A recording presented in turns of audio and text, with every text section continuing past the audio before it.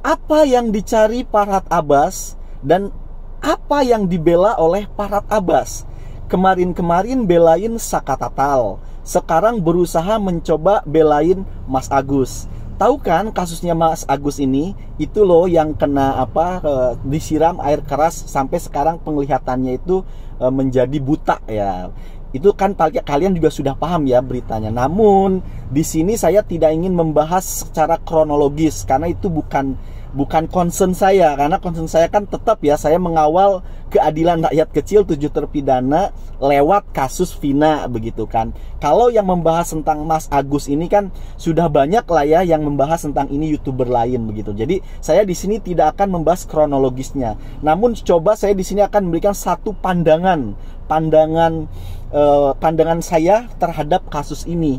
Untuk apa? Untuk nanti kesananya kira-kira apa sih yang dicari Farhad Abbas, kemudian dia mencari apa sih begitu. Terus apa kaitannya dengan kasus Vina ini? Karena di sini ada kaitannya karena Farhad Abbas pernah jadi kuasa hukumnya Saka Tatal kan begitu. Oke.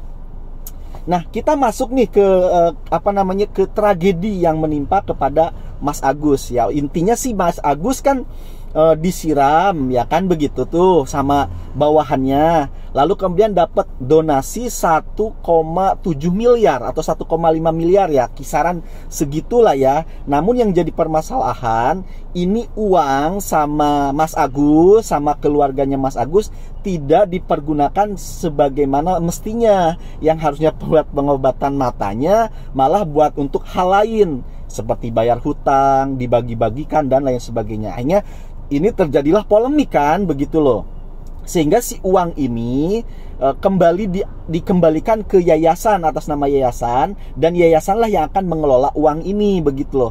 Kemudian hadirlah Farhad Abbas yang membela Mas Agus, yang menuntut uang donasi itu harus semuanya milik Mas Agus. Ya terserah mau dipakai apa kan gitu.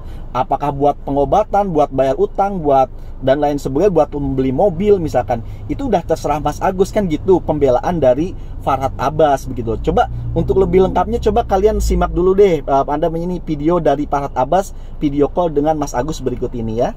Jadi yang saya hajar itu siapa? Nopi aja atau dengan Denny Sumargo? Nopi aja. Jahat ya?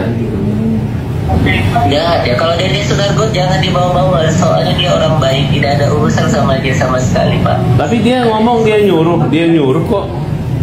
Nyuruh kamu transfer ke yayasan. Ya mungkin kan karena ini dari Sinopi, karena kan mereka namanya ini kan ya namanya Denny Sumargo kan nggak tahu dari awal ceritanya seperti apa gitu. Oh ya udah. Ada perjanjian apa di atas awal itu, ada hitam di atas putih nggak? Denny Sumargo itu kan nggak tahu apa-apa. Emang ada perjanjian hitam di atas putih, dia minta bagian juga ya? Oh kalau minta bagian sih nggak ada. Terus untuk kan Sinopi ini memohon ke Denny Sumargo untuk ini Agus gitu kan. Nah di saat itu ditanya mau pakai. Jadi yang berperan untuk membuat terpublikasinya kamu ini Sinopi atau Denny Sumargo? Nopi itu Nopi semua sih. Kalau yang harga diri kita sih dia bukan yang bukan Nopi, ini Pi sumbangan yang buat kamu itu atas perannya Denny atau perannya Nopi? Oh Denny Sumargo. Ya berarti yang membuat kenapa harus itu uang dikasih ke yayasan gitu, kenapa dia mencampuri? Nah itu tadi percakapan antara Farhad Abbas dengan Mas Agus. Jadi sudah bisalah diambil kesimpulannya. Cuma di sini coba saya ingin memberikan satu pandangan tentang tragedi yang menimpa Mas Agus ini. Jadi begini, untuk orang Indonesia, coba kita klasifikasikan saja ya. Orang Indonesia itu menjadi 3 klasifikasi, normal, agak kurang normal, dan yang terakhir tidak normal. Nah, kita bagi menjadi klasifikasi. Kasusnya apa? Kasusnya itu begini. Kan sama-sama nih Mas Agus dapat kejatuhan rezeki yang tidak terkira, donasi 1,7 M. Nah, sekarang juga kita pakai analogi, meskipun nanti analoginya beda kondisi ya. Sama-sama kejatuhan rezeki. Bedanya nih, yang ini nih. Yaitu apa? Kita ambil analogi aja, kejatuhan rezeki karena tanahnya dilintasi tol, begitu ya. Nah, cuma ini kondisinya normal ya, tidak dalam keadaan misalkan kena siram air keras, pokoknya tidak ada tragedi di sana. Tapi dapat rezeki tak terduga begitu loh. Nah, misalkan dapat rezeki terduganya itu adalah 500 juta lah ya begitu. Nah, ketika orang itu kejatuhan rezeki, tanahnya dilewati tol 500 juta, maka untuk klasifikasi pertama, orang yang normal nih, bukan orang yang pinter ya, orang yang normal. Karena kalau kita bicara orang yang pinter mengelola keuangan, itu di luar lah ya. Karena kita bicara umumnya orang Indonesia nih. Misalkan dapat 500 juta, maka normalnya orang Indonesia biasanya bayar hutang, kemudian membutuhi kebutuhan tertiernya yang selama ini dia tidak punya, beli mobil atau beli rumah gitu ya. Itu ya begitulah. Disisakanlah misalkan 200 juta. Itu orang normal. Normalnya orang Indonesia tuh begitulah ya. Karena kalau kita bicara orang pintar gak mungkin begitu mengelola keuangannya. Kita masuk ke klasifikasi yang kedua, yaitu orang yang kurang normal, ya kan? Orang yang kurang normal. Ketika dia dapat 500 juta, dia benar-benar habis tuh.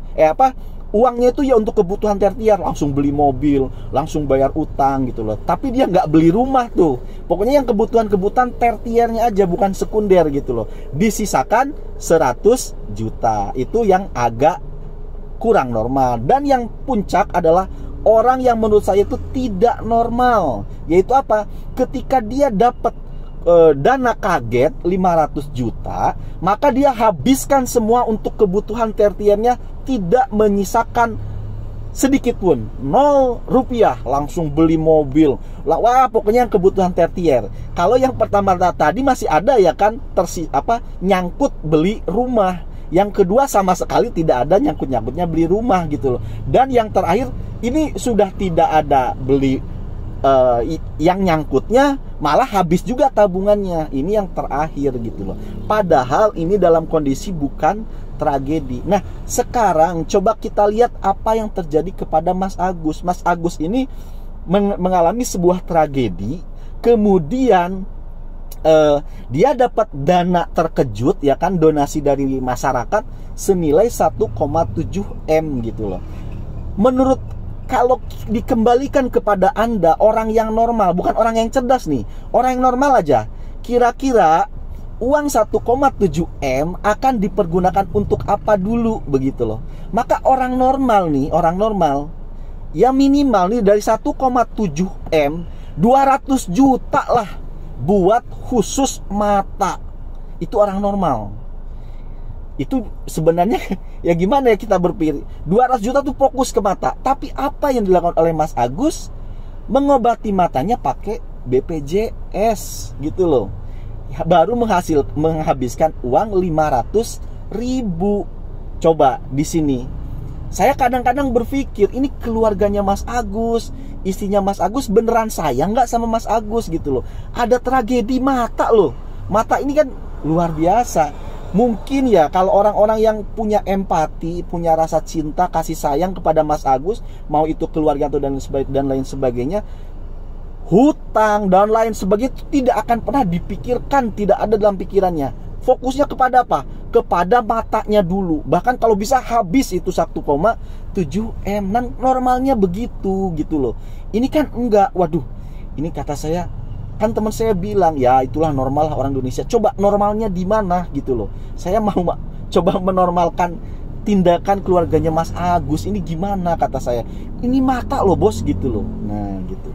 Oke lah ya, kita selesaikan itu pembahasan Mas Agus sampai di sana. Nah jadi kita sudah ketemu nih, apa sih yang dicari daripada siapa Farhad Abbas. Dari logika yang kita bangun di awal saja tadi, ini sudah kita mendapatkan satu kesimpulan. Memang benar Farhad Abbas menangani kasus Mas Agus ini bener-bener menurut saya nih ya, bener-bener pansos ini, nggak ada lain ini ya kan. Aduh bener-bener. Nah apa kaitannya dengan kasus Vina ini? Kita bentuknya bersyukur. Apa bersyukurnya? Ya untung ini Farhad ini menanganinya itu kasusnya Sakatatal yang memang sudah bebas di luar gitu loh. Untuk fakta-fakta pun cukup dapat berita dari Bu Titin, dan Bu Titin sudah megang berkas-berkasnya begitu. Jadi Farhad Abbas nggak usah terjun ke lapangan, nggak usah nyari ini nyari itu begitu loh. Lah Kamu bayangin kalau seandainya Farhad Abbas ini dia itu yang megang kasus 6 terpidana. Gimana dia cara menemukan Rizwan Sianipar coba, yang ahli IT itu? Bagaimana dia cara menemukan ahli-ahli yang akhirnya bisa mengekstraksi HP-nya Megawidi? Kalau dari awal niatnya aja hanya untuk pansos gitu loh. Makanya kita patut bersyukur sih ya, si Farhad ini bener-bener megangnya tuh kasusnya sakatatal gitu loh. Yang dengan dia cuma modal media sosial tanpa harus terjun ke lapangan mencari fakta ini itu pun sudah dapat dari Ibu Titin. Yaitu kita patut bersyukur ya, itulah memang keajaiban Tuhan juga ya di sini ya, skenario Tuhan. Ya kan? Ya untung gitu loh yang megang 6 terpidana itu ya bukan Farhad Abbas. Kalau Farhad Abbas, waduh saya jadi khawatir juga ya kan begitu. Ya semoga dari kejadian ini kita bisa ambil satu pelajaran, satu hikmah gitu ya kan. Cobalah dalam, ya kita harus sedikit-sedikit belajar gitu loh cara mengelola ekonomi, mengelola keuangan itu dengan baik. Karena memang benar kaya itu, orang itu bisa kaya bukan karena hadirnya harta yang dadakan, bukan, tapi karena mental. Kamu kalau memang sudah punya mental kaya, kamu akan menjadi kaya dengan sendirinya. Tapi kalau kamu mentalmu masih miskin, kamu mau dikasih duit seberapapun, kamu tidak akan pernah bisa kaya. Kenapa? Mentalmu belum terbentuk. Ya buktinya itu tadi, dapat uang 1,7 M. Orang yang punya mental kaya tidak akan begitu cara mainnya gitu loh. Ya kan? Tetapi orang-orang yang bermental, mohon maaf ya, bermental miskin, dapat uang dadakan, mungkin dalam 1 bulan, 1 bulan atau 1 tahun ke depan dia akan kembali miskin karena dia belum punya mental kaya.